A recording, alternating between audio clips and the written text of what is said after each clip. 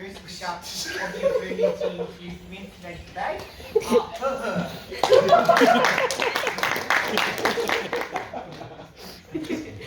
Starting in 3, 2.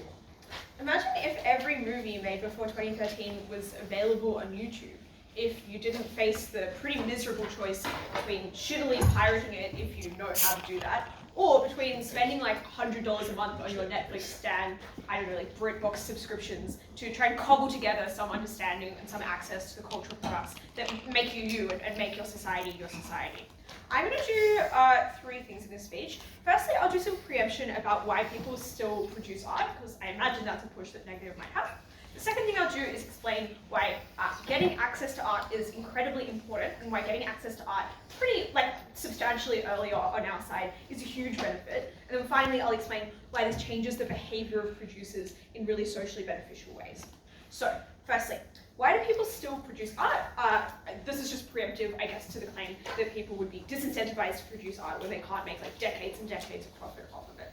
3 reasons. Firstly, I do not think that profit is generally why people produce art in the first instance. I think a lot of artists are motivated by passion, by the desire to self-express. That is why a huge amount of art that exists, people just didn't make a lot of money for it. And so that probably suggests that in our world we're able to claim that quite a lot of artists are still wanting to produce art, wanting to express stuff about themselves, wanting to communicate ideas to others. And we can probably suggest that people have a very large desire to create art. And I think people still want to access art because I think, engaging in art is something which is immensely rewarding for humans, something that humans often pay to do. And so I think we can claim that art's like this. The second thing to note though is I think just producing art would still be profitable. I think a lot of the profits that art make often exist in the first 10 years. That's because of things like virality. That's because that's often when those cultural products are most relevant to people. And that's because I think having the first access or the capacity to provide the first access to a piece of art is still very important. If I am a publishing company, being able to be the first company to provide access to that gives me a huge first mover advantage. It still gives me 10 years of access to those profits. So I think that there is still sufficient rewards for providing access to art that people are likely to create it and disseminate it. The final thing to say though is just to note that very often artists are not particularly the beneficiaries of copyright law. That is often because they are not the owners of the copyright. That copyright is owned by things like publishing houses, like production studios, but also to say that copyright law is often something that you can only really mechanize at the point where you have the resources to access a lawyer and make a claim and so forth. So I think that explains that artists still have very strong incentives to create art, people still have incentives to consume it, and the companies that disseminate it are still reasonably able to do so. Alright, on to some benefits. Firstly, on access, the first thing I'm going to do here, I guess just kind of framing wise, is to maybe weigh off against a principle which says, people have the right to own the content that they themselves intellectually produce. The first thing I'd say is I don't think that principle is that likely to be persuasive in the first instance, because oftentimes the people who own the copyright to that art just aren't really the people whose intellectual property it is to begin with.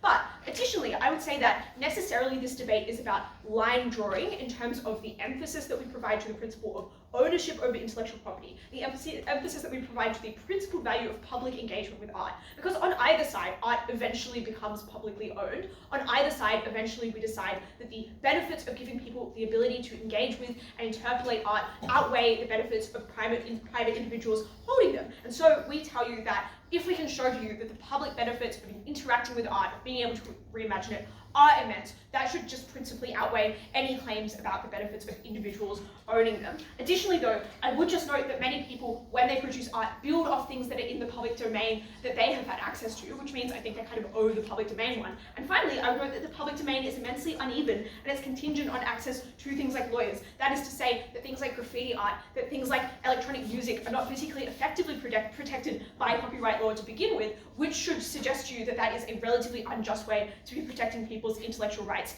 anyway. So that I think defeats any principal stuff. Let's talk about the big benefits that we weigh against that. So Our claim is two things. The first thing to say is just that you get access to really like much more time relevant and meaningful content to you. Because right now you have to wait like 100 years or some shit, and that means that necessarily the things that you can access for free always have a really big time lag between when they were created and when you can access them.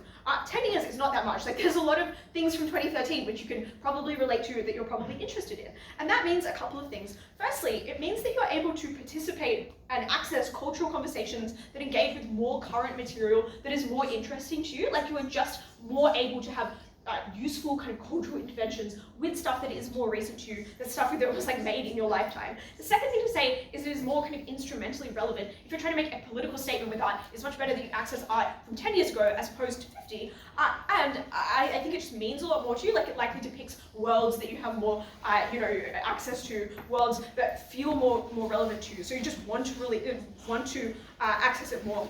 Additionally, and the third thing is I think you have a greater desire to do so because art that is more recent is also more likely to have been seen by people around you, like they might have seen it in the cinema or whatever. And so I think that is something that encourages you to interact with more recent art as well. And the final thing to say is that there is a lot more recent art, like way more art has been made between 1990 and now than like in the 1950s. That's because there's a huge amount more money in it. That is because there's way more people, and additionally that content is way better. It's much more diverse. It features much less like problematic politics.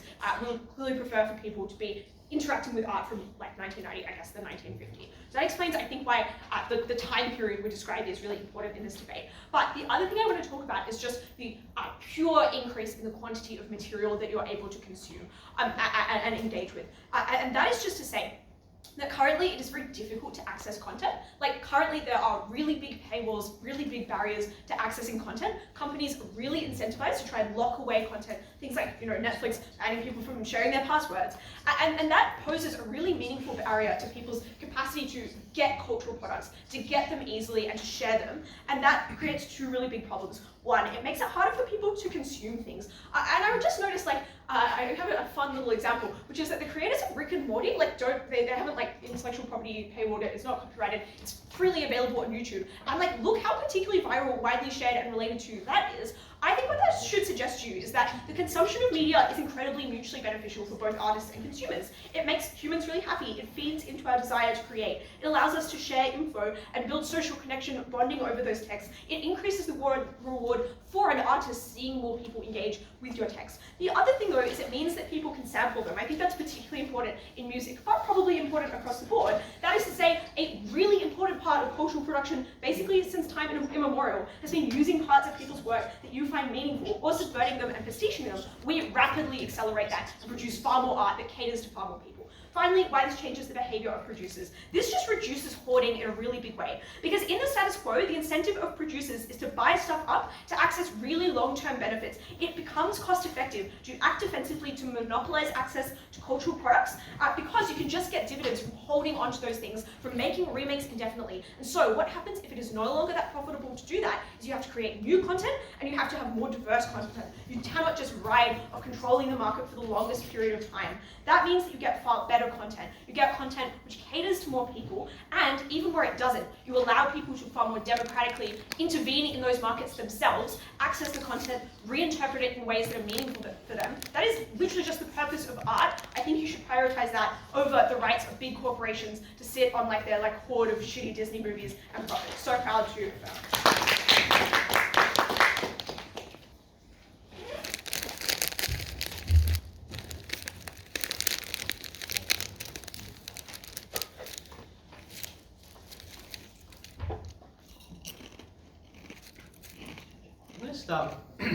Pardon me, that was a bit weird.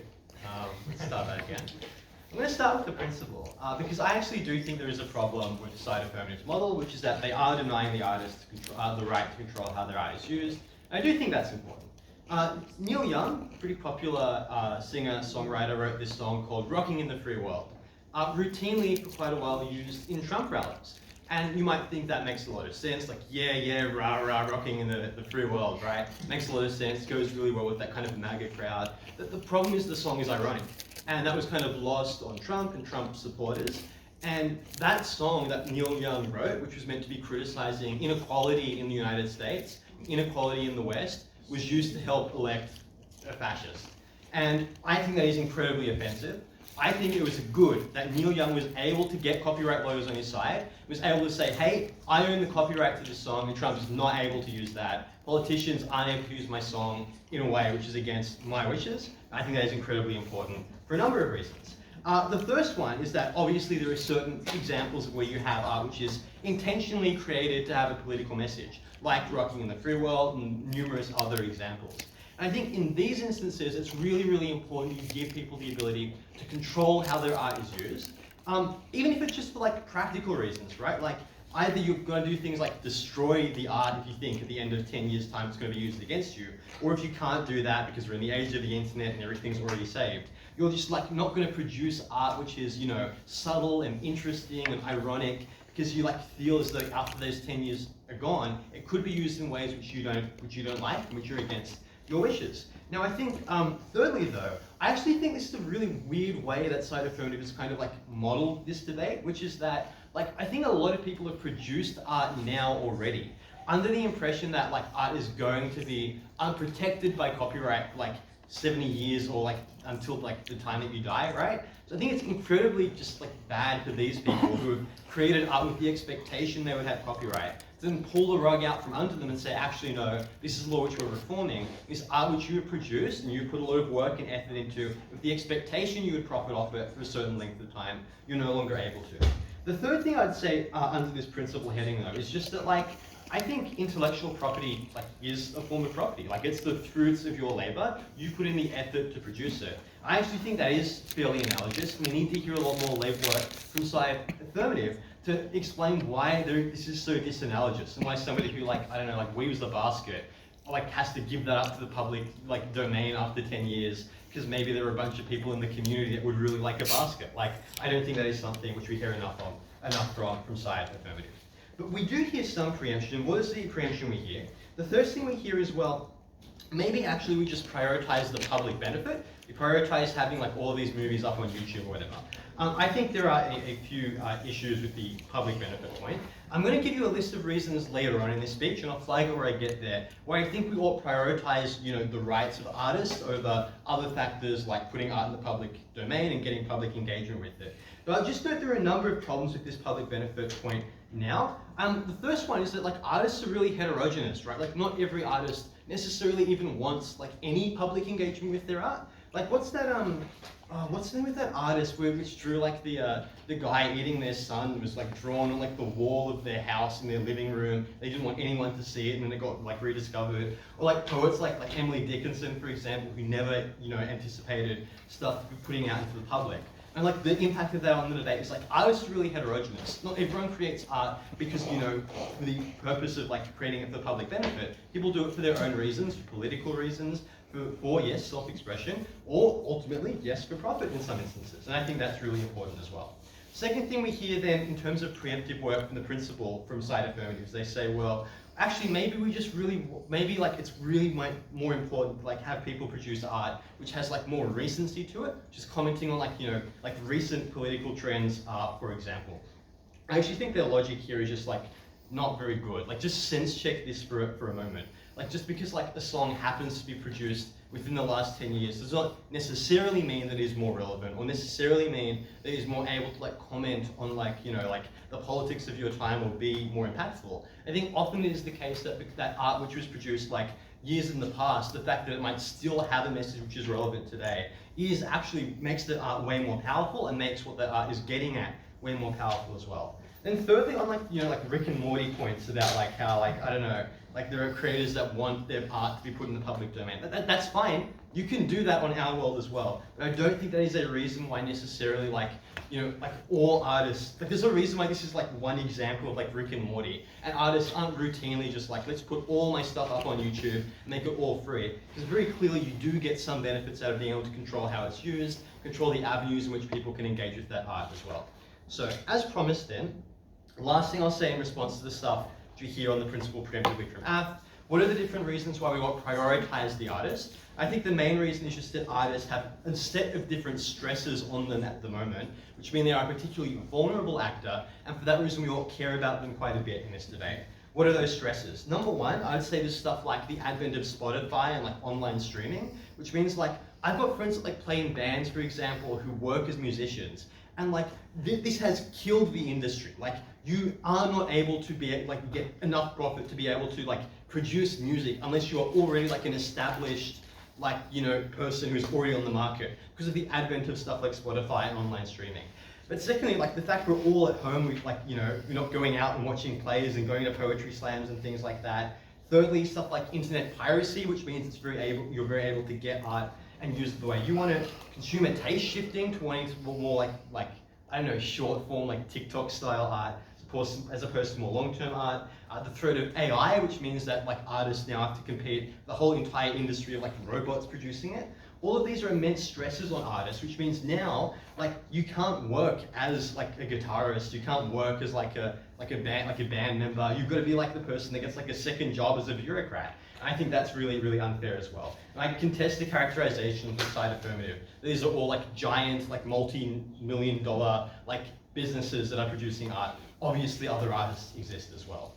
Second thing I'll do in this speech, though, is explain why it is the case that when art is produced, art changes for the worse on our side. Because we weren't going to argue that we get necessarily less art, although I do think that happens. The big problem with this is just that art now becomes worse. Like, firstly, you take fewer risks because now you want art which has creates immediate profit, as opposed to art which could get rediscovered or where you're aiming for longevity. You're more likely to get adaptations of existing art which has already been produced, which you know is a commercial success, or alternatively, rather than having to seek out a bunch of different artists and get them to act as or be actors or directors, you're likely to just have like a set of people like in a production room, like deciding what is like based on market trends going to like pump out as much like money as you can in like the next 10 years. As opposed to a world in which like your other incentive under the status quo to seek out a bunch of disparate artists, like what Netflix does, and make sure that they all get a platform they're able to produce, because at some point down the line that will get discovered and it will turn a profit. And I think that's really, really bad, because it means that A, you just get like less diversity in art, like less art innovation, I think. The second thing I think which is really bad, just the art which you do get is way less meaningful. It's all just like production committee based on market trends. You don't get like the soul and the meaning that you get in our world, and that is why we oppose.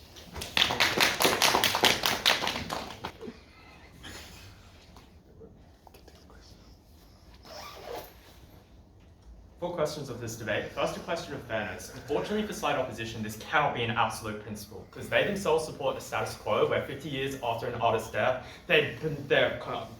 their art does enter into the public domain. So individuals never have the control, even under their own side, over the narratives or the way that Trump might use that music going forward into the future. But second is, why should these people genuinely have control over these pieces of work beyond 10 years? We think it is incredibly unrealistic that they should. And the reasons is firstly, because a large amount of the actual private works that individuals have produced are largely built off public art in the first place. Individuals only learn the skills they could genuinely begin to become efficient animators from a set of public teaching, from a set of public artworks that ever made them proficient in those skills. But they built their styles off existing forms of media built in the public domain. They created sets of literature based extensively off public sets of works and classics. But secondly, it is that we think even if it was true that they should have some degree of control, they also have a significant obligation to the art community itself. That is because they're directly benefiting from a set of extensive culture and history of that art community. They deserve to give back. They owe an obligation to give back to that community. With other artists that are worse off, that should be able to produce cheaper works from the fact that they can take parts of successful musicians' music and use it in their own work. But last is they have to engage in a trade-off here. Realistically, the best case for their side is a couple wealthy individuals can effectively use copyright to ban a couple of people like Trump from using their music at rallies. Who cares? We think the moral impetus to genuinely provide meaningful forms of art to viewers on the ground is a more important principle to genuinely allow people access to a form of culture and form of purpose that is something that is quite transformative. Why? And that brings me into the second question. Cheers! We think we just win the question of the ability for more people to view and consume this media so comprehensively that we almost immediately take this debate.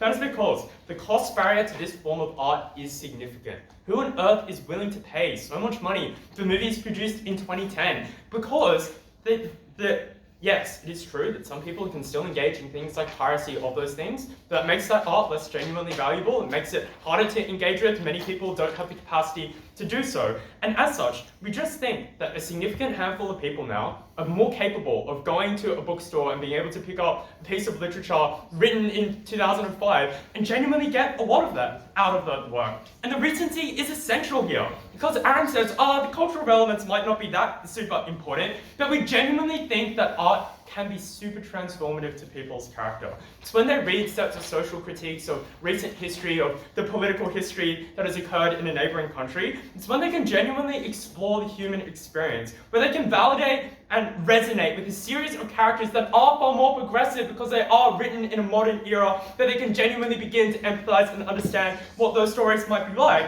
It's when it evokes a sense of curiosity, a sense of provocation that you only get when things are more modernly relevant, that we get a set of serious benefits to people's identity and people's character under our side. I think that is probably the most concrete benefit in this debate to actually receive to people on the ground. The sheer number is enormous, because the amount of works that become free is significant in this debate. But second, even if you don't believe we just get such a significant benefit to people on the ground, we actually think we improve artists in the first place as well. But I'll note immediately that this is less important. Because if less people are viewing this art in the first place, what's the point of it? It's not actually achieving any sets of meaningful benefits. It's not producing any profit. It's not actually leading to people enjoying on the ground. So, on the question then of why do we actually produce more art and get more participation in art movements under our side, two questions to answer. First is a question of incentives. The opposition has two pushes here. One being like, it's less profitable so less people participate now. This argument unfortunately falls for three different reasons. First reason is that 10 years is a large amount of time to make a very significant amount of profit.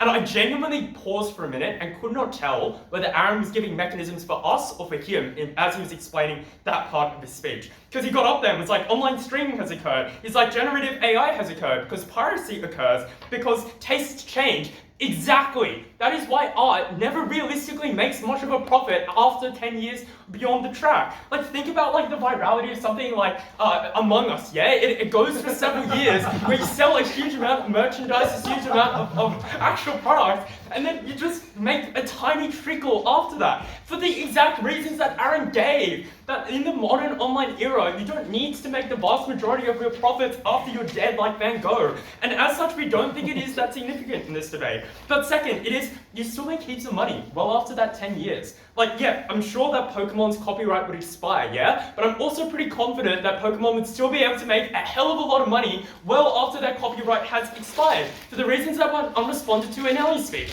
They have enormous first mover advantage, where you have significant brand loyalty attached to an official brand, which means that yes, we still get people under our side that can set up that Pokemon mod and make it profitable and sell it to people, but it isn't the official endorsed product created by Nintendo, which has quality insurances, which means that it won't get the same buy-in and it won't get the same uptake. And so we still think that the official places will still be able to make money, and I don't understand why them getting a bit of a haircut is that much of a harm. But last, it's that the genuine artists on the ground, the people actually producing and creating this work, always receive only a fraction of the amount of revenue that ever was promised to them, which means I just ultimately don't think they're benefited that much. That is, that they are often coerced by large publishers because they do not have the capacity to publish their own book or to be able to actually publish their own music, which means that they're beholden to long-term contracts, which means they always only get a fraction of that revenue. And yet, sure, if the publishing company makes less money, they can't realistically keep cutting the amount of money that they're offering to artists, otherwise artists won't offer it to them in the first place.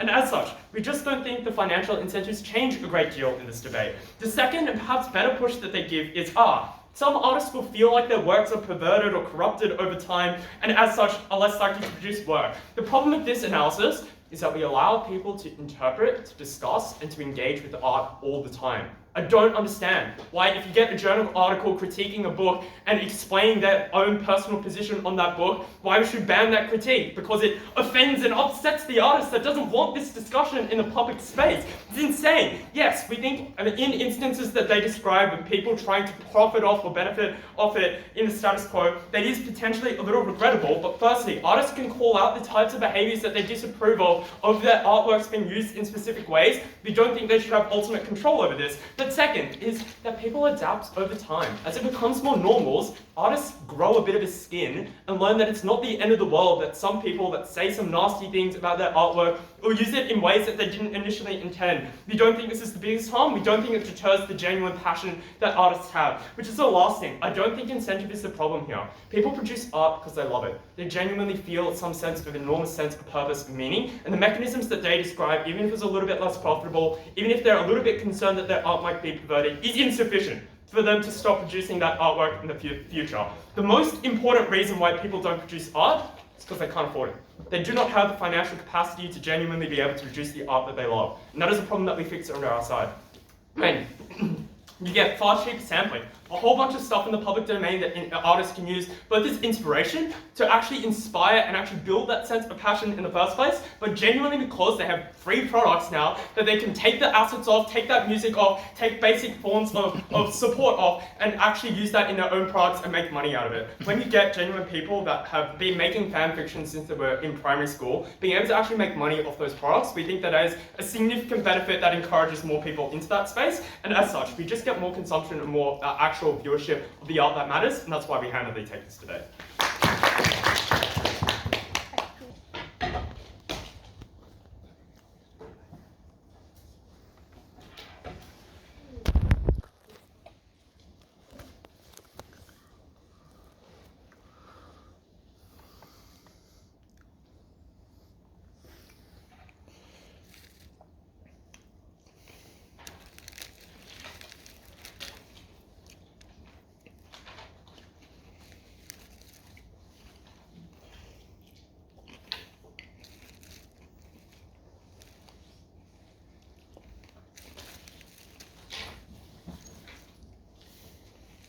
I want you to ask yourself, how does copyright work in the status quo?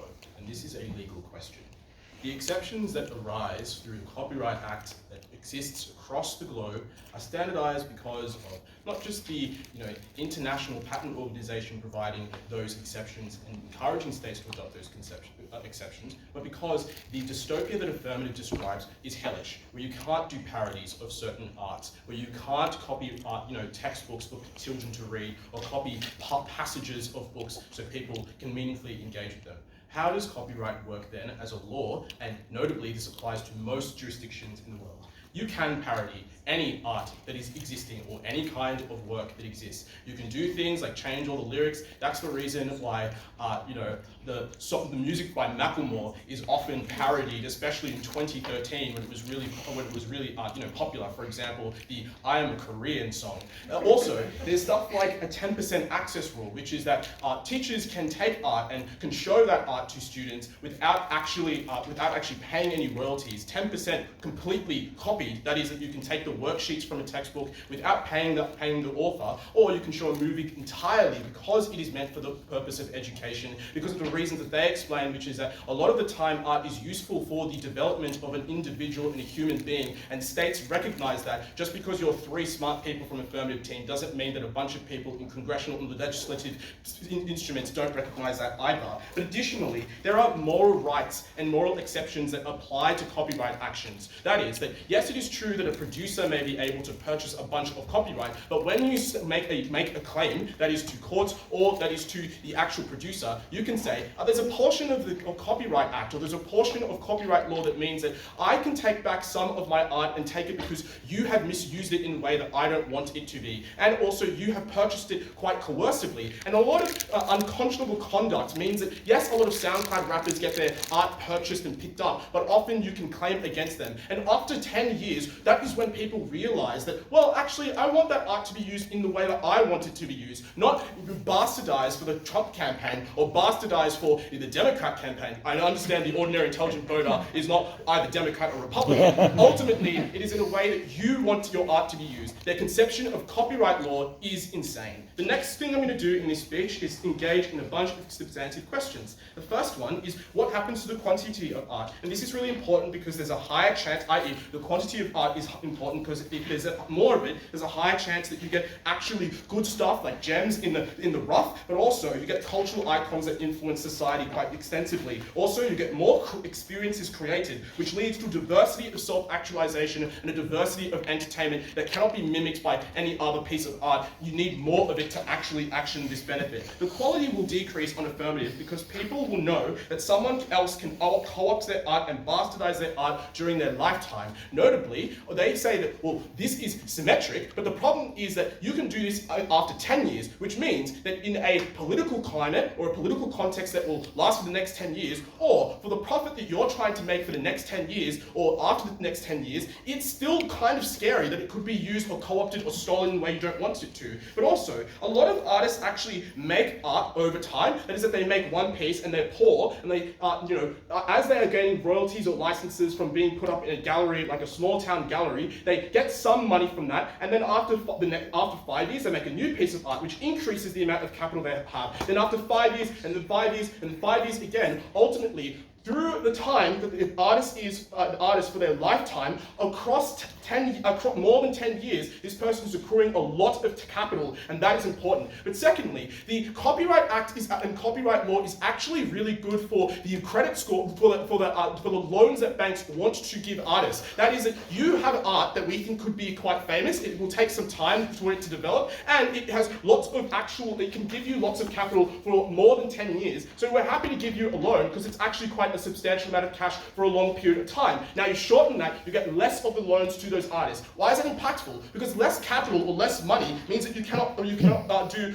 as much art as you want to. You can't purchase the same amount of art supplies and also music equipment, which therefore means you risk less art under side Affirmative. That's bad because it flips their benefit. Let's turn to the second issue in this speech on the principle. We think the public domain is meaningfully used by many. They assert at Ellie, well, very few people actually use the public domain. One, not true. You can send a letter to someone who has misused your art and say don't use it. Also, Banksy has also enforced his art. We don't know who he is. He makes graffiti all the time. A weird suggestion to say that not many people use this art. But secondly, the deterrence factor of the Copyright Act and copyright law means that people don't want to use your art against your will. So that means that even if you don't know who is considering misappropriating your art across the globe, they won't do it because of the threat of legal action that could come upon their heads.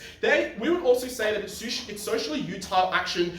Socially utile is not a sufficient reason to take people's rights to their art away. Like they say, well, we take away people's rights all the time. Like obviously it would be utile. This will sound uncharitable. It's not. I mean this in an analogous way to make a philosophical point. It would be utile to enslave you. It would be utile to take your hard-earned assets away. It would be utile to silence your memories and take your memories and free speech away. However, the burden is high. We set the burden such that A, you can take that away if it is crucial for the outcome. That is that we take your capital because it's important to set up roads, and it is important that we have those roads. They explain that it is important to take this art away because people feel more meaningful, a wishy-washy benefit that is not exclusive. But B, there are other ways that we can actually accrue this benefit, which is a reason why we don't take all of your hard-earned assets away, because we can find other ways for states to create capital. So we think that their claim, well, we need to provide people experiences can happen in other mechanisms. For example, firstly, people can purchase this art, like they never engage with that characterization. They say it's prohibitive. Why? There are market forces that mean that it's easy to access a lot of art. Cinemas provide very low amount of cost for students or people who have less capital. This is a concession fee that is used to price discriminate to allow people to access your art so companies and businesses can maximize the amount of art that they have. Secondly, there is other art that is cheaper. It's fine. But thirdly, you can get the art in drips and drabs. For example, you can get like parts of a movie through TikTok. Weird that you would suggest that we must take away people's rights for this. This is important for artists because, one, it is wrong to use their art in ways that are against their will. It is wrong to use an extension of them against their will. It is like if they had an arm and you were to co-opt the control of that arm and use it to slap them or benefit the rest of the world and divide it into pieces for them. But also, secondly, it is important to gain capital for their use, for their personal benefit. Thirdly, it is important for the future of their children. So a lot of people created this art in the past for people that have obligations to, such as their community or stories that they wanted to tell. You allow the bastardization of that. And then Eugene mitigates this by saying, well, it's only 50 years, so you can't achieve your principled benefit. Obviously, there's a principled goal. The longer we extend the access to controlling that art is a reaching to that goal. We reach better than you. Then they say, well, you should give back. Why should SoundCloud rappers give back? You don't explain. But then we would say that this is actually quite bad in terms of AI, because AI is amassing a lot of art that exists in the status quo, and artists can't compete with that AI. That AI is able to make hundreds, if not millions, amount of art that fill the niches of many artists, which means that people don't feel the need to make art that is meaningful to them because it can just be made by AI. Copyright is a good way to compete back against this. It allows a bunch of artists to enforce their rights. It allows Universal to take legal action against AI and to control AI. With this model, you take away the capacity or the incentive to enforce those rights against them. But also, we would say this is bad for the quality of art because, and this impacts the base of their benefit, because now there's an incentive to create art immediately popular as opposed to just make something that is meaningful to you or tells your story, because you have to make a lot of profit in the 10 years. That's particularly bad because you don't get the art that is meaningful for people and societies. The conclusion of this debate is there are benefits in this debate are in the status quo. They need to explain why we should take away people's benefits that are also in the status quo. Not clear.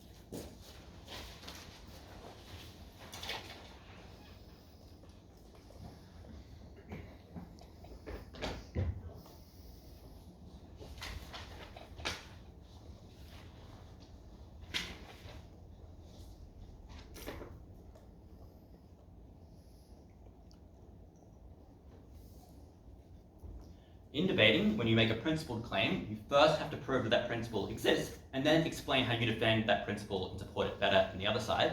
This team makes sporadic attempts at doing the first bit, but never actually makes any attempt to do the second. And the problem with that is it's just true that copyright is a woefully terrible mechanism to protect the rights of artists, even if we did care about them. Because the way this actually manifests is Taylor Swift suing her fans, and in most other instances, artists just aren't protected by copyright. Because examples that they point to, like Spotify, explain why artists right now are exploited for their copyright. They don't maintain long-term ownership of their intellectual property and continue to achieve benefits from that. They are exploited into selling that to large corporations. That's why it's not the creatives of films that sue people, it's Universal, like Jerry just said in his second affirmative speech. And what that proves to you is even if these principled obligations did exist, this team needed to do much more to explain why copyright is effective at defending that, and why we ought not just get all the benefits we describe to both art and the general public through being able to consume that art. 3 questions. Firstly, how much do we care about the principled rights of artists? Secondly, how does this change art? And thirdly, how does this affect the consumption of art? Firstly then, on how much do we care about the principled rights of artists?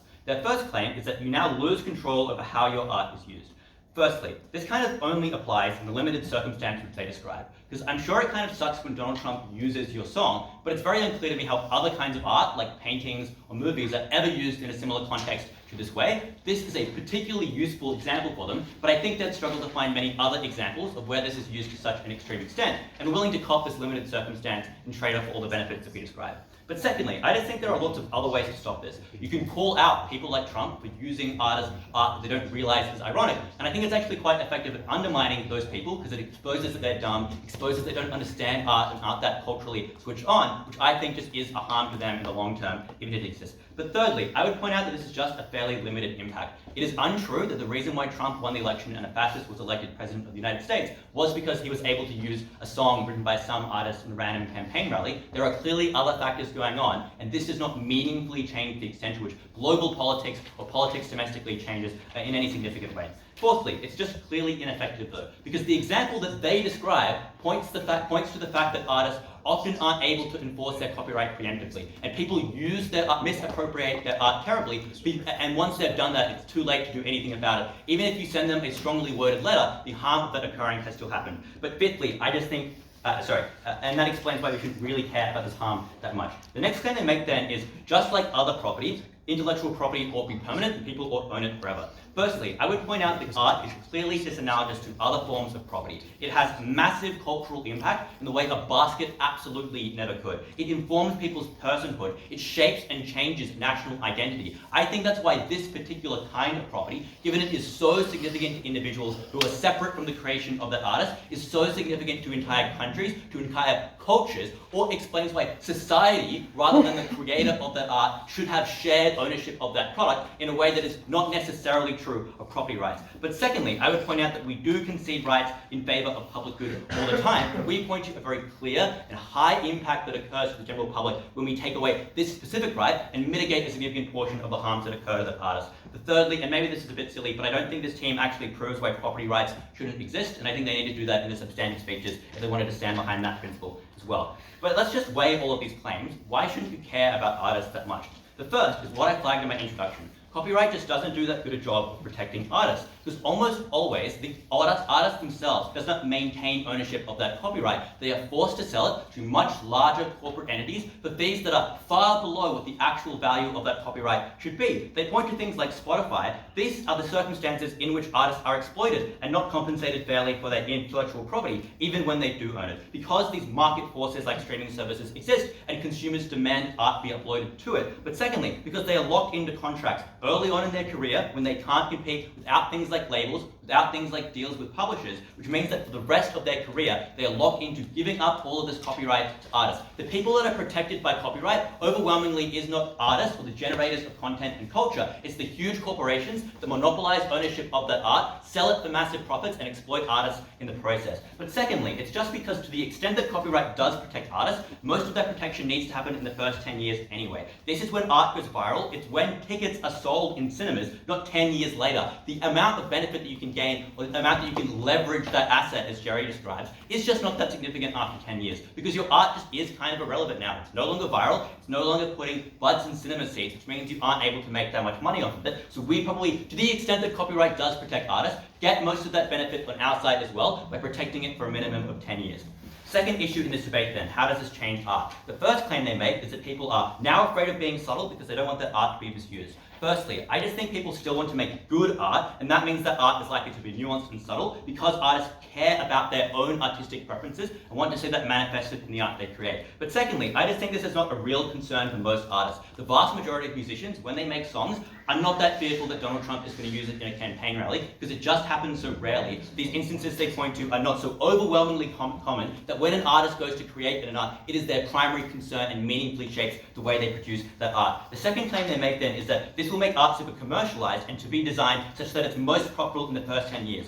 First issue with this, it's just the status quo. Art is already, and things like movies are made to be as profitable as possible within the first few months of their creation, when people actually buy cinema tickets and most of that profit is made. When a person who is an author creates a book, they make that art for their time period and the cultural period that they are in. Art is already shaped by the preferences of people within 10 years, not just because that's the revealed artist's preference, but also just because that's the only thing artists really have the capacity to understand, their current context for the next 10 years. The idea is that every artist is trying to predict what future people will like is absurd. But secondly, I think the actual incentive to do this already exists on both sides. It's artists' drive to have legacy, which is entirely symmetric. But thirdly, I just don't think this necessarily manifests in a bad way. That is, maybe making art for the next 10 years just looks like being more culturally relevant to this time right now and being a little bit less pretentious. I don't see why that's a harm. Their final claim in this issue then is that you only get parodies now because people are just mimicking art that was made 10 years ago. Firstly, I think there is still huge demand for new art. It's extraordinarily unlikely that every single new song or new movie that's created is a sequel of something that is in the public domain. People still demand new art, so that new art will be created. But secondly, if that's people's preference, I think it's fine that we give it to them.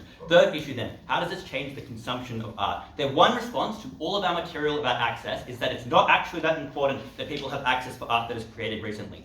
First, I would point out just how absurdly long copyright is held for in the status quo that they must defend. The current time period which you have copyright or intellectual property ownership of an artwork is for until the artist who made that artwork dies, plus like 50 or 60 or 70 years. That is a ludicrous amount of time. It means the types of movies that are currently in the public domain are literally black and white or silent films. Those kinds of artworks are clearly not of the same quality or cultural relevancy to the people that are alive today, which means all those people who are locked out of accessing art because of things like price barriers, or because they can't access or afford the different streaming services that provide that art, just don't get access to anywhere near the kind of quality art that the privileged people who are wealthy enough to get those kinds of things do. But secondly, even if you aren't operating on the timescale, I think it obviously does matter. Art that is made recently is far more impactful and relevant to the issues that you face right now. We run away with the debate from that benefit. Because imagine all the people in this world who can consume so much more art now because they aren't locked out of it. That is a benefit that only we are able to provide. I think the world Ellie sets up in her introduction, where movies made before 2013 are freely available on YouTube, is an awesome one, and it's one in which we ought to seek. Any remarks?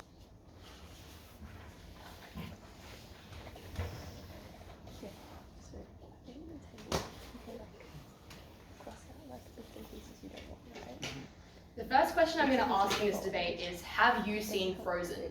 And if the answer is yes, it is probably true that a lot of their stuff about people not being able to access art that is from more than 10 years ago is probably just bullshit and shouldn't pass the average reasonable test of whether or not you believe something. First of all, I think Charlie misrepresents in that speech copyright, which I want to clear up. It's like 70 years for music in Australia, or to a certain point after you die, whichever one you hit first. So it's not true that it's just as absurd as they claim. But is this actually a problem? First, many streaming services for art have free versions because they want to get people onto the streaming service to be mildly inconvenienced by the fact they have to watch ads and then pay for the full thing, which means that most normal people can access music through things like Spotify or on things like YouTube Music and stuff like that. Secondly though, piracy does exist. The existence of Subway Surfers clips of like The Devil Wears Prada on TikTok should probably tell you that if you really desperately want to see one of the culturally relevant movies they talk to you about, you can see it in the status quo. It is a little bit more painful, but the average person who can't afford to rent a movie from somewhere can also access it through there as well. But finally, like, there are just ways in which these arts from over 10 years ago do get very easily accessible. Like, 10 years ago is not very new. Most books from 10 years ago are available very cheaply secondhand at thrift stores or at bookshops. Same things with old copies of movies. You can rent them for like $2 on Apple. It is not true that these are so hard. The fact that their entire case relies on this premise of inability to access is just so bad for their team's ability to win this debate. Because at the point at which there is literally no impetus to do things, because you already have Minecraft parodies of songs on YouTube, because free use is something that is included in copyright in the status quo. It means that they really just have no way to win this debate, because it comes at the cost of artists being able to access money, just like anyone else who provides their labor is able to access a wage in the status quo. We would just argue it looks a little bit different for artists in the form of royalties. So the fact that there is literally no impetus to do this means we probably shouldn't. But no, even if you buy, it is so ridiculously difficult for you to access a song that was created in the 80s or a movie that was created in the 80s right now. If the quality of art gets so much worse under their side of the house anyway, the meaningfulness of people being able to access that art also decreases in the long term. So we probably still win the debate even if we don't win this issue, but I think I've sufficiently mitigated it here. Secondly, on the principle, I think it's important to note that just like any other form of labor, creating art is something that you do and that you ought to receive money for putting your time into something things.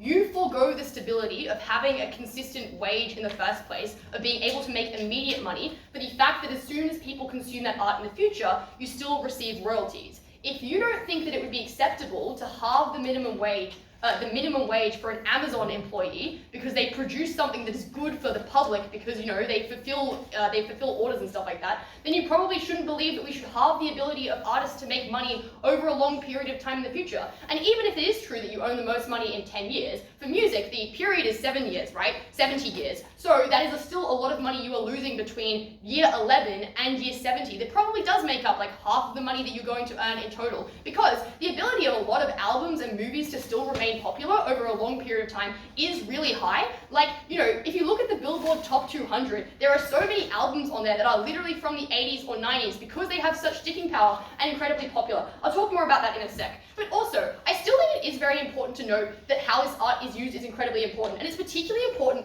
when the artist is alive, which is why their whole thing about this being a not absolute principle is particularly bullshit. That is, it is particularly difficult for artists to deal with the consequences of their art being used to misrepresent causes that they don't agree with, because people associate Trump using the song American Idiot with potentially the beliefs of Green Day, the band who made the song, because it seems to apply so well to the causes that Trump champions. There are obviously other examples of this too. So for example, when people from marginalized backgrounds create art that is potentially a realistic at times but negative perspective of their situation. So for example, depicting things like toxic queer relationships and stuff like that. That art is then misused by people from the majority groups of society to suggest this is a true representation and used in their propaganda. And when people don't have an ability to say, this is my art in copyright, you should not be putting this on your flyers as demonstration of why homophobia is okay and why heteronormative families are the real way to go, you limit their ability to actually combat that. It is not as minor as they try to frame out in Charlie's speech.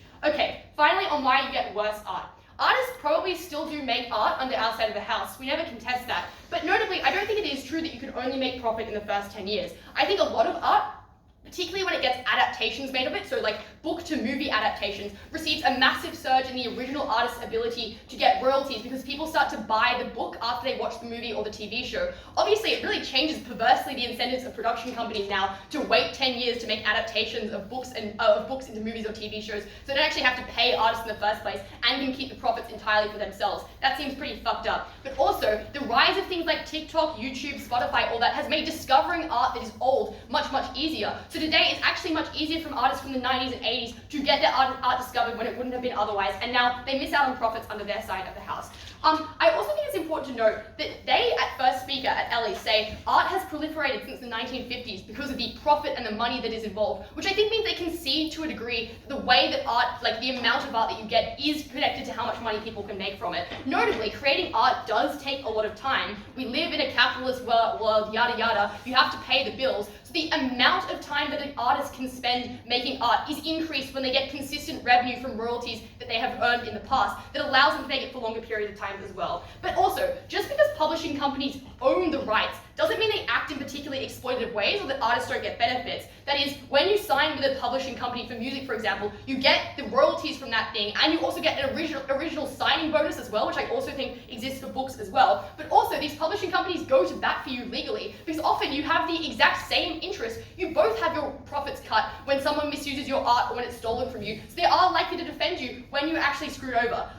Finally, I think it's also just important to note that it changes the quality massively. We get no response to the argument Jerry gives about AI art. It's pretty screwed up when you think about the fact that there is going to be so much, the quality of AI art is going to increase so heavily. The moment they let Taylor Swift's early records out into the public from 2009, and they can perfectly imitate her style of singing and the type of music that she creates, which means you just accelerate the ability of these arts to steal income from artists. And notably, that steals art from even the biggest artists because it is their livelihood that is stolen as well. But also, I just think you get much worse quality art in many other aspects, right? You make art to hedge against losing future money. They say, well, that happens in the status quo. You try to maximize profit. It doesn't happen for everyone, but importantly, right now, record labels and other publishing companies are willing to take risks on, say, indie artists who are making lesser-known music on the hope that it will become popular with subcultures in the next 5 years. And there are examples of that, right? Like Car Seat Headrest made music for like 8 or so years before they got popular, but they were able to keep making money through the record, through the royalties that they got from early art. Now that he's become super popular. Alex G is another example of those things, but they don't do that under our side. They don't take risks on smaller subcultures that can become popular in the future,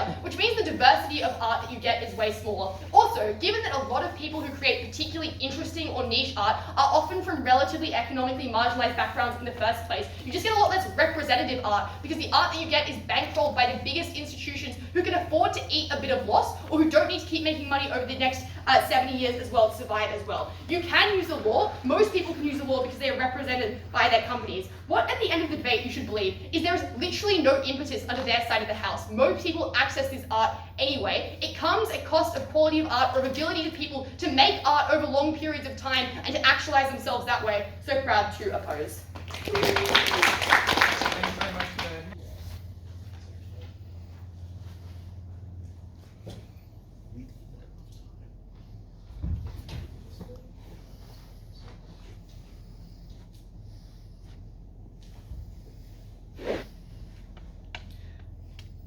There are two questions in this debate. The first is, how should we balance the right of artists to control the way that their art is used and transformed with the ability of the general public to access it? And I'm starting here because this is the easiest way to explain how Slate Negative wins the debate.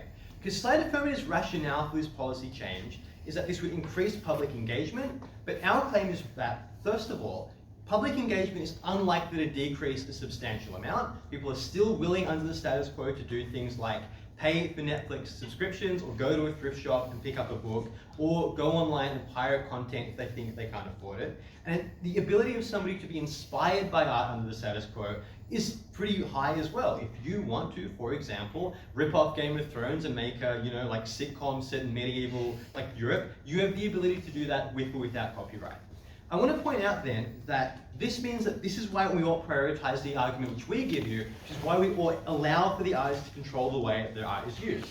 And I want to point out at the start of this clash, the idea that this policy would lead to, art being used against the wishes of the author isn't really contested up until Charlie's speech, where Charlie says, well, the only way in which I can conceive of art being used in a way which isn't in the interest of the author is with political art, which is only a subset. The problem is that this material is in tension with a lot of the other argumentation which we get coming out of the affirmative team. Like, for example, all of the material Eugene gives about how this is a really good policy because people get inspired by the art, I think actually just concedes the point we make. Because yes, they do get inspired. There's another word for that. It's called ripping someone off, and that's the point we have copyright in the first place.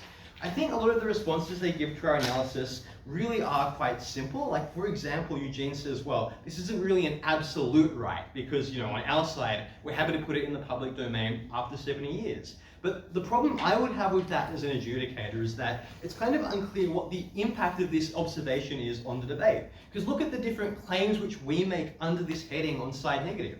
We say things like, well, a lot of the time people are willing to do things like make really provocative or really subtle or really clever art under the status quo. But if you're fearful that in as short a time span as 10 years, that art is going to be used by a political candidate you don't like, is going to be ripped off by somebody to create art and profit off it, that's the point where you don't have art which conveys your true feelings, you don't have art which is clever, you just try to pump out instead that pulp fiction, which also I think helps win the debate on side affirmative's metric. Because they want to talk a lot about public engagement, but I think public engagement, part of that is engaging in good, clever, worthwhile art, which we get on side negative. Second thing I would say here is there are a set of other things which we tell you, like for example, the idea it's probably just not really, the whole point of art conceptually, economically, is the idea that you trade off the ability of having an immediate salary for long-term gains. And that is something which I don't think you really get in the world where you have the ability to, after 10 years, no longer see any fruits of that profit. I'm now going to turn my attention then to the second question, which is, what is the impact of this policy on the art industry more broadly? I think this is another independent path to victory that we have on side negative. We tell you quite at certain points in our speech that this is a policy which would likely lower the quality of art quite substantially. I'll give you a series of mechanisms down the bench why this is likely to be true. For example, that now the timescale is shifted down, it means you're more likely not going to be focused on scouting out someone that's going to create the innovative new artwork which has longevity, but instead of just going to be pumping out things like adaptations, art which is not necessarily really, that transformative, but it's just going to be responding to the immediate market needs, as opposed to the status quo where people do take risks, they do produce high quality art as well. So, end of this point, end of this speech. Look, I don't think this is a really good policy. I think this is the sort of policy which just completely screws over the ability of artists to profit from their art, screws over the ability of artists to be able to produce art that aligns with what they wanted to produce in the first place. And for those reasons, proud to oppose.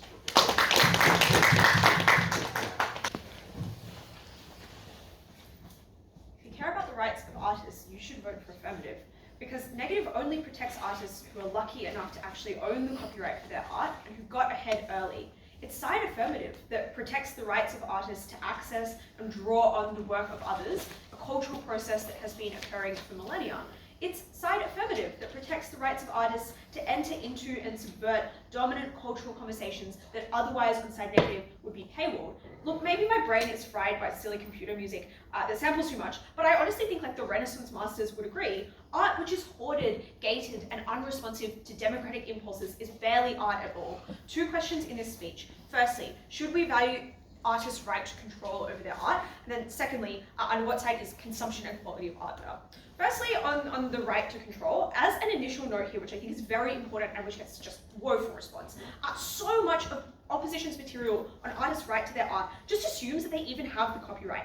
And I just want you to think of the most valuable cultural products that exist. Things like, Marvel movies, things like massive songs, those overwhelmingly, as I explained in my speech, belong to production companies, belong to recording studios. They do not even belong to artists. And that means you can literally just fucking cross out half of negatives like principled waffling on this.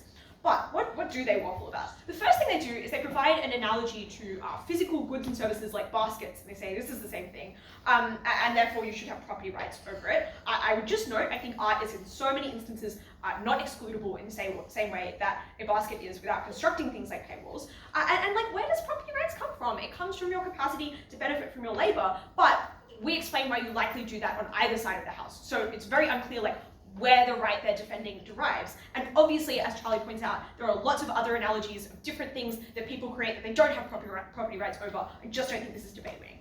The next push is to say it's really important to have control over the usage of your art. But the problem with this point is it's essentially just picking favorable examples that sound bad and being well, that'd be really bad and sad for artists. I don't think they do the analytical work to support it, and I really don't think it stands. For a couple of reasons. Firstly, we give you massive reasons why the gatekeepers of the art world are likely to be bad, and this flips the claim, because it explains why overwhelmingly the people who can't adapt, subvert, and use art are people who are marginalized, not the reverse. They're just cherry picking, right?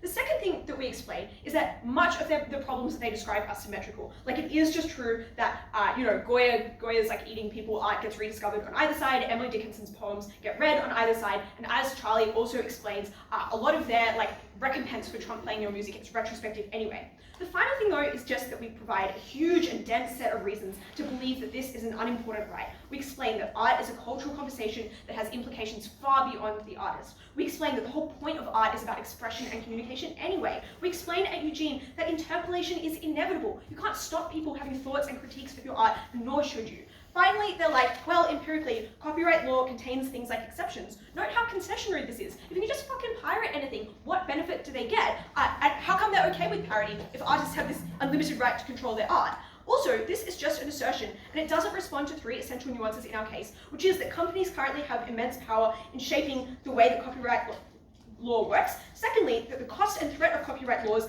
stymie creation, even if those cases don't end up working. And finally, that access to art in the first instance is essential for sampling, not just your legal capacity to use it. Quickly, on quality. We provide really two important parts to quality on our side. Firstly, we democratize access to art, which heightens and enlivens creation. And we explain that companies coast by owning long-term dominant text, yet big gains from monopolies. That's barely responded to, and conceded at Alley when they say that owning art that becomes popular is a way for companies to continue to make money. That explains why they don't continue to create new art. That explains why you get stagnation and less diversity on their side. Their response is then also just to be well, you can get lots of forms of bad art like Spotify and AI, notably things that literally exist in the current world where copyright exists. They just do so little analytical work to explain why this is something which is worse on our side, which means I think you have to buy the huge bulk of material we give you as to why our access is so deeply and fundamentally important in giving value to art. So proud to affirm.